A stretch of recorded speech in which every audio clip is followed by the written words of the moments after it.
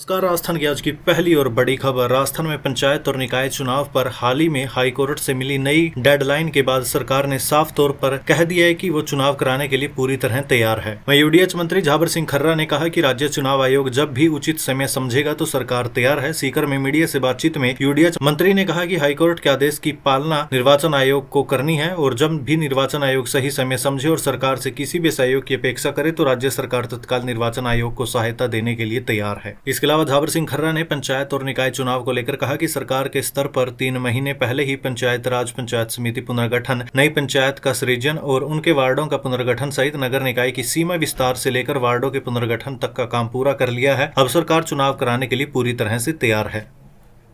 पूर्व सीएम सचिन पायलट ने petrol diesel के दाम बढ़ने पर सरकार पर निशाना साधा। उन्होंने कहा कि अब चुनाव के परिणाम आने के बाद लगातार कितनी बार तो पेट्रोल डीजल के दाम बढ़ गए हैं और रोज बढ़ रहे हैं। आज फिर बढ़ोतरी की है। जनता पर अगर बोझ डालना ही था तो पहले ही पटाखे फोड़ देते तो क्या दिक्कत आती। चुनाव के समय भाषण देने में दिक्कत होती, लेकिन अब कह रहे हैं कि बचत करनी है, खाने के तेल में कमी करनी है, सोना नहीं खरीदना और पेट्रोल डीजल के दाम बढ़ने से खाने के पदार्थों या कोई भी चीज महंगी हो जाती है। महंगाई पर सरकार का कोई ध्यान नहीं है और मुझे लगता है कि सरकार का एकमात्र एजेंडा है कि चुनाव जीते, विपक्ष को प्रताड़ित करे, विपक्षी लोगों को बदनाम करे और खुद में जो अभी पेपर लीक हुआ नीट का, उसमें सरकार ने क्या किया, एक बार फिर जांच सीबीआई को दे दी। पायलट ने नीट पेपर लीक मामले में भी सरकार पर हमला बोला। उन्होंने कहा कि लगातार तीसरी बार नीट पेपर लीक हुआ, 2024 में, 2025 में और 2026 में, और जब ये पकड़ा जाता है तब कैंसिल कर देते हैं। ऐसे कितने पेपर हुए होंगे जिनमें नकल हुई होगी, लीक हुआ होगा, लेकिन कैंसिल नहीं किया। आज भी सिर्फ सीबीआई को जांच देने से सरकार अपनी जिम्मेदारी से पल्ला झाड़ रही है।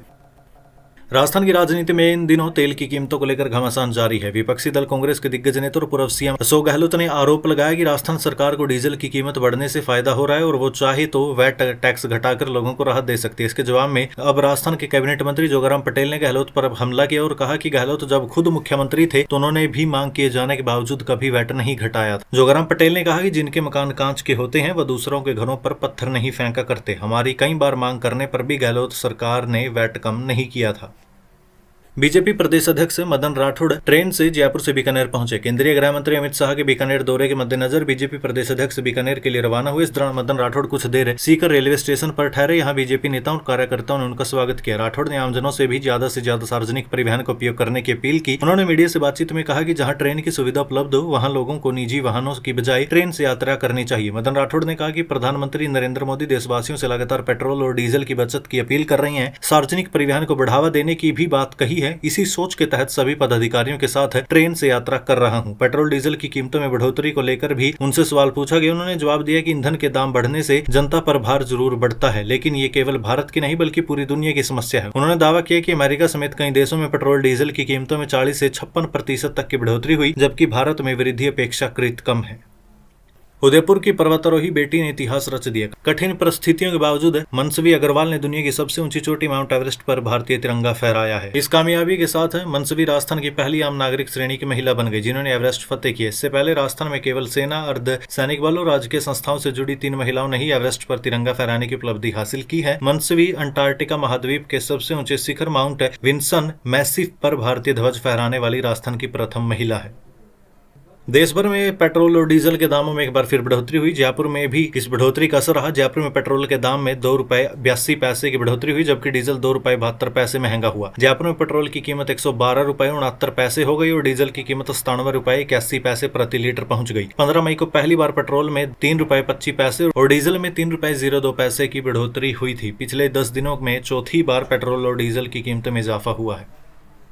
मौसम को लेकर भी अपडेट आई है। नौतपा की वजह से राजस्थान में भीषण गर्मी का प्रकोप आगे आने वाले दिनों में देखने को मिलेगा। मौसम विभाग के मुताबिक अगले 3-4 दिनों में तापमान 2 से 3 डिग्री तक बढ़ सकता है। वहीं कई जिलों का तापमान 47 डिग्री या उससे भी अधिक होने की संभावना है। इस दौरान लू के थपेड़े लोगों को और बेहाल करेंगे। मौसम विभाग ने तीव्र हीटवेव की चेतावनी भी दी है। राजस्थान हाईकोर्ट की जोधपुर मुख्य पीठ ने बलात्कार केस में आजीवन कारावास की सजा काट रहे आसाराम को फिर राहत दी। कार्यवाहक मुख्य न्यायाधीश संजीव प्रकाश शर्मा और जस्टिस योगेंद्र कुमार पुरोहित की डिवीजन बेंच ने मेडिकल ग्राउंड पर मिली अंतरिम जमानत की अवधि को 7 जुलाई तक बढ़ा दिया है। जैसलमेर जिले के डाडेवाला क्षेत्र में प्राकृतिक गैस का नया भंडार मिला। केंद्रीय पेट्रोलियम और प्राकृतिक गैस मंत्री हरदीप सिंह पुरी ने 23 मई शाम करीब 4 बजे सोशल मीडिया प्लेटफॉर्म एक्स पर इसकी जानकारी साझा की। सरकारी कंपनी ऑयल इंडिया लिमिटेड ने जमीन से करीब 950 मीटर गहराई पर स्थित सानू फार्मेशन से पहली बार प्राकृतिक गैस का सफल बहाव हासिल किया है।